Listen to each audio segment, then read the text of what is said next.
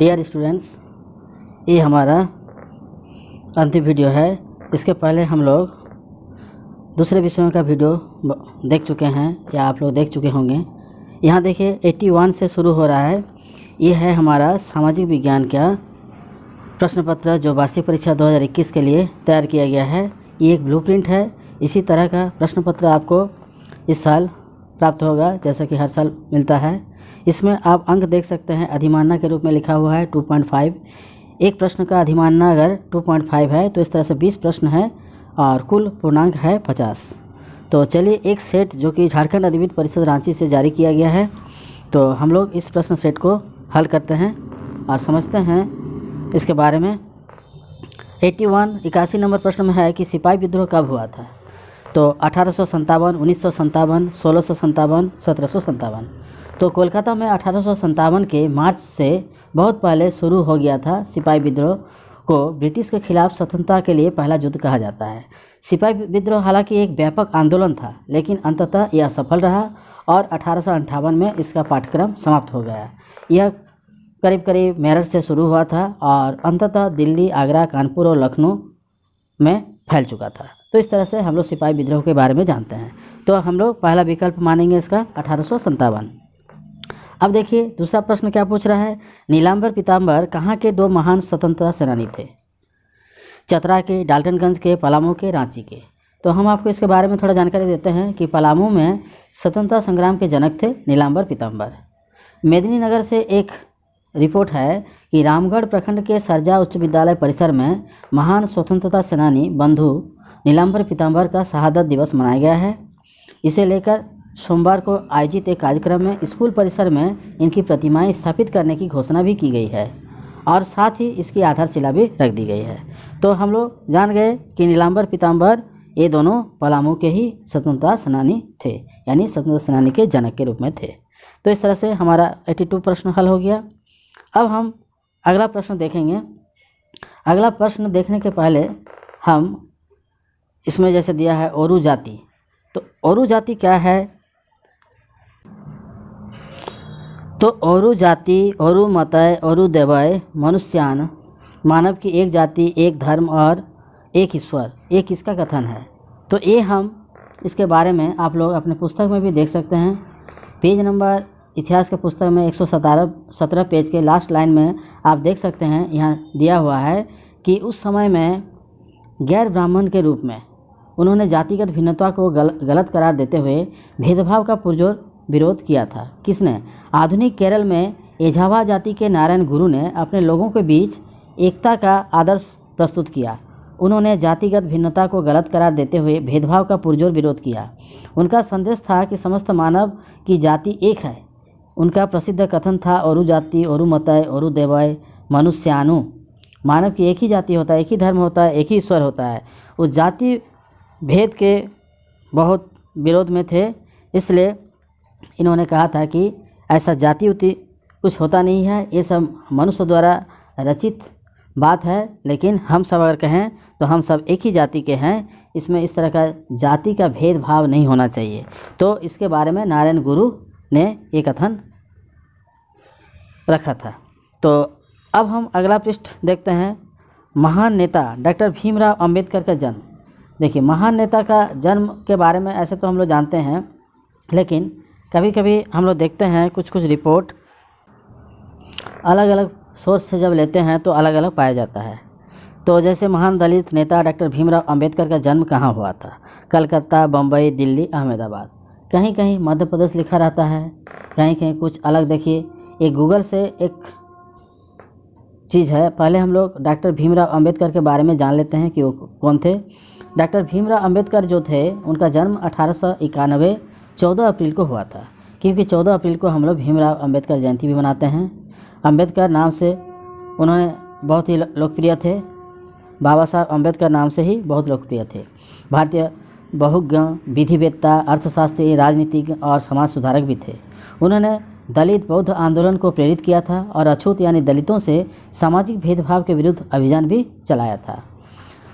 तो उनका जन्म कब हुआ था, यहाँ हम लोग देख रहे हैं 1491 हम पढ़े अभी, 1891 इधर और एक जगह पर हम देख रहे हैं गलत है, 1498 लिख कर रखा हुआ है, जबकि उनका जन्म महाराष्ट्र के मऊ जिले में हुआ था। महाराष्ट्र के मऊ जिले में, कहीं कहीं मध्य प्रदेश के मऊ जिला लिखा हुआ है।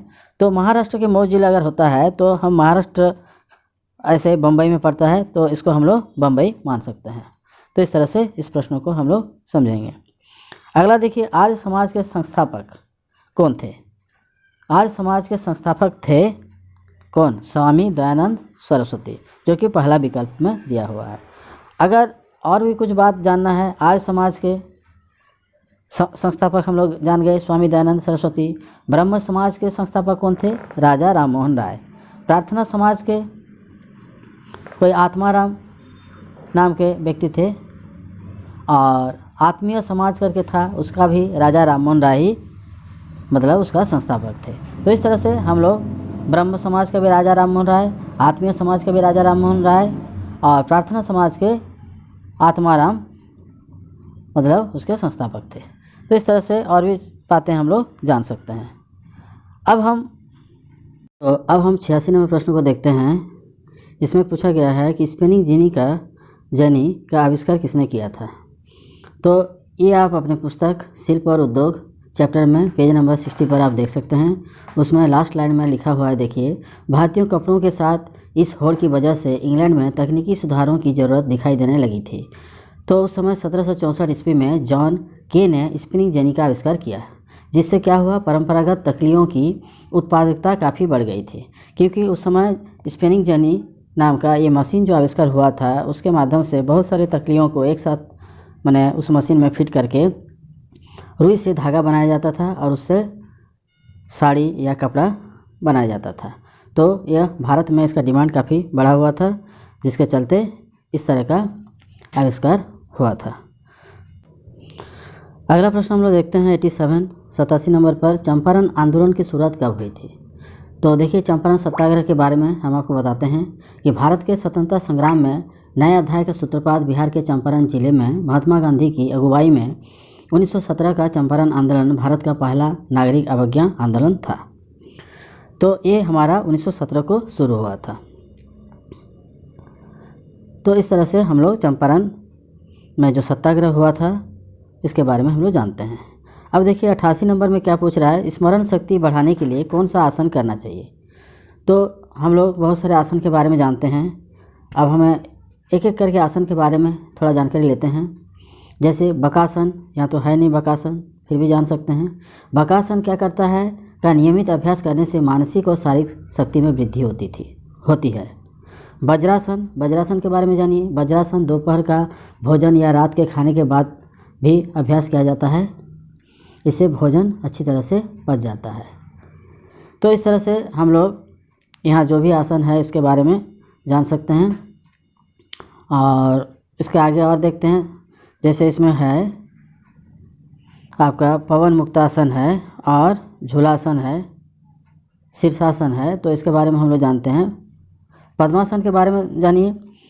ध्यान के लिए पद्मासन को सर्वश्रेष्ठ आसन में से एक माना जाता है। इससे शरीर और मस्तिष्क को नियंत्रण में रहता है। शारीरिक, स्नायुविक और भावनात्मक समस्याओं में से छुटकारा दिलाने में पद्मासन बहुत उपयोगी होता है। तो ये हमारा स्मरण शक्ति को बढ़ाने में भी काम करता है। ये सब जो बात हम मस्तिष्क को नियंत्रण करता है, शारीरिक, स्नायुविक और भावनात्मक समस्याओं से छुटकारा दिलाने में पद्मासन बहुत ही उपयोगी है। तो हम पद्मासन को मान सकते हैं। अच्छा देखिए, शीर्षासन के बारे में भी जान लेते हैं। शीर्षासन के क्या फ़ायदे होते हैं? दिमाग को शांत करता है और तनाव और हल्के अवसाद से राहत देने में मदद करता है। शीर्षासन पिट्यूटरी और पिनियल ग्रंथियों को उत्तेजित करता है। हाथों, टांगों और रीढ़ की हड्डी को भी मजबूत करता है। शीर्षासन फेफड़ों की कार्यकुशलता को भी बढ़ाता है। और पवन मुक्तासन के बारे में जानिए। इसके पवन मुक्तासन के क्या फ़ायदे होते हैं? इससे क्या होता है कि पवन या हवा को मुक्त किया जाता है। जैसे पवन मुक्तासन बोल रहा है तो इससे हम लोग अपने शरीर से जो पवन शरीर के अंदर में या हवा जो प्रवेश करता है उसको हम लोग मुक्त करते हैं। इस आसन से क्या होता है, पेट की वायु जो है वो निकल जाती है। तो शरीर के अंदर जो भी दूषित वायु होता है वो शरीर से मुक्त किया जाता है इस आसन से। तो इससे हमारे स्मरण शक्ति के बारे में नहीं पता चल रहा है, तो पद्मासन को हम लोग मान सकते हैं कि ये हमारे स्मरण शक्ति को बढ़ाने में ज़्यादा कामयाब सिद्ध होता है। तो इसके बारे में हम लोग पढ़े भी अभी। तो इस तरह से हम लोग ये सारे प्रश्नों को देख लिए, सारे आसनों को देख लिए। अब हम लोग अगला प्रश्न देखते हैं कि भारतीय संविधान के प्रारूप समिति के अध्यक्ष कौन थे। ऐसे तो हम लोग ये जानते ही हैं, डॉक्टर भीमराव अंबेडकर जो है ये प्रारूप समिति के अध्यक्ष थे। डॉक्टर राजेंद्र प्रसाद, पंडित जवाहरलाल नेहरू, लाल बहादुर शास्त्री, ये लोग भी जुड़े हुए थे, लेकिन अध्यक्ष का पद भीमराव अंबेडकर को मिला था। अगला देखिए प्रश्न संख्या 90 में, भारत की कुल भूमि का लगभग कितना प्रतिशत भाग कृषि योग्य है। तो भारत के कुल क्षेत्रफल का लगभग 51% भाग कृषि योग्य है, 4% पर चारागाह होता है, लगभग 21% पर वन है और 24% क्या है बंजर और बिना उपयोग की है। तो हम लोग 51 को 50 के नज़दीक मान सकते हैं। तो इस तरह से अब तक ये 50% भाग कृषि योग्य भूमि बचा हुआ है। अगला देखिए 91 नंबर प्रश्न को, चावल का सबसे बड़ा उत्पादक देश कौन है। तो हम लोग जानते हैं कि चीन दुनिया का सबसे बड़ा चावल उत्पादक देश है, लगभग 193 मिलियन मेट्रिक टन, जिसका कुल विश्व चावल उत्पादन का 35% हिस्सा है। हाइब्रिड चावल उत्पादन में चीन विश्व में अग्रणी है। 1970 के दशक के उत्तरार्ध में चीन पहला देश था जिसने शीतोष्ण जलवायु वाले कृषि के लिए संकर चावल का सफलतापूर्वक उत्पादन किया था। तो ये होगा चीन। तो अब हम आगे अगला प्रश्न देखते हैं 92 नंबर। इसमें पहला प्रश्न पूछ रहा है कि काला सोना किसे कहा जाता है। कोयला, अभ्रक, पेट्रोलियम और इससे बने उत्पाद, प्राकृतिक गैस। तो देखिए काला सोना के बारे में हम थोड़ा जानकारी देते हैं। काला सोना अफीम को भी कहा जाता है। अफीम के पौधे पेपेबर सोमनीफेरम के दूध को सुखाकर बनाया जाता है, जिसके सेवन से मादकता आती है। तो इस तरह से अफीम को भी बोला जाता है। लेकिन काला सोना और भी हम लोग प्रयोग में लाते हैं, जैसे पेट्रोलियम को या ग्राफाइट। वैसे काला सोना कोयले को भी कहा जाता है, लेकिन यहाँ पर जो है यह पेट्रोलियम के लिए इस्तेमाल होगा। पेट्रोलियम भी एक बहुत महत्वपूर्ण पदार्थ है, बहुत महंगा पदार्थ है और इसका उपयोग जो है बहुत सारे पदार्थों में होता है, इसलिए इसे ही काला सोना इसमें हम लोग कहेंगे। तो पेट्रोलियम जो तीसरा विकल्प है इसको हम लोग काला सोना कहेंगे। अब देखिए 93 नंबर प्रश्न में क्या पूछ रहा है, संविधान के अनुसार कितने वर्ष से कम उम्र के बच्चों से बाल मजदूरी कराना दंडनीय है। तो 11 वर्ष, 12 वर्ष, 13 वर्ष और 4 वर्ष नहीं होगा, यहाँ 14 वर्ष होगा और इस हिसाब से ये चौथा नंबर विकल्प सही होगा। तो अब 94 नंबर देखते हैं, बाल विवाह क्या है। सामाजिक वरदान है, सामाजिक अभिशाप है, ईश्वर की इच्छा है, मानव की तस्करी है। तो ये बाल विवाह एक सामाजिक अभिशाप है। बाल विवाह से क्या होता है, लड़कियों का बचपन दबकर रह जाता है, इसलिए इसको हम सामाजिक अभिशाप मानेंगे। अब अगला प्रश्न है, भारत में मतदान की न्यूनतम आयु क्या होती है। तो ये 18 वर्ष है भारत में वोटर लिस्ट में अपना नाम आने का या मतदान देने का न्यूनतम आयु। अब आगे चलते हैं, प्रश्न संख्या हम लोग 96 देखते हैं। मेक इन इंडिया वाक्यांश का अर्थ क्या है। भारत में बना हुआ, चीन में बना हुआ, पाकिस्तान में बना हुआ, नेपाल में बना हुआ। ये तो साफ पता चल रहा है, इंडिया मतलब भारत होता है, तो जिसमें भारत है वही होगा, भारत में बना हुआ है मेक इन इंडिया। झारखंड के राज्यपाल कौन है। आप सभी जानते हैं द्रौपदी मुर्मू जो है झारखंड के राज्यपाल हैं। अब देखिए 98 नंबर प्रश्न जो है कोरोना से संबंधित प्रश्न है। कोरोना वायरस यानी कोरोना से एक प्रश्न आएगा ही, इसको जाने रहिए। कोरोना वायरस के पहले मामले की पहचान कहाँ हुई थी। वुहान शहर में, चीन के वुहान शहर से इसका पहचान हुआ था। तो ये तो आप लोग सब जानते ही हैं। अब 99 नंबर में है विश्व जनसंख्या दिवस। विश्व जनसंख्या दिवस 11 जुलाई को हम लोग मनाते हैं। विश्व जनसंख्या दिवस हर वर्ष 11 जुलाई को मनाए जाते हैं, तो इसको आप ध्यान से याद रखिए। अब मानव, अंतिम प्रश्न देखिए, मानव कैसा प्राणी है। मानव एक सामाजिक प्राणी है। असामाजिक तत्व तो होते ही हैं, लेकिन ज़्यादातर लोग सामाजिक होते हैं, शहरी भी होते हैं, लेकिन हम लोग सब सामाजिक प्राणी हैं। समाज में रहते हैं, एक दूसरे से मिलजुल कर रहते हैं, इसलिए हम लोग ज़्यादातर सामाजिक प्राणी में गिने जाते हैं। तो इस तरह से हम लोग पूरे 100 क्वेश्चन कंप्लीट कर लिए। अब आप इसे तैयार करते रहिए, फिर हम लोग मिलते हैं नया साल में। Happy new year to all of you. 2021 नया साल मुबारक हो। आज हम यहीं समाप्त करते हैं। आप सब इसे तैयार करते रहिए और एंजॉय कीजिए। धन्यवाद।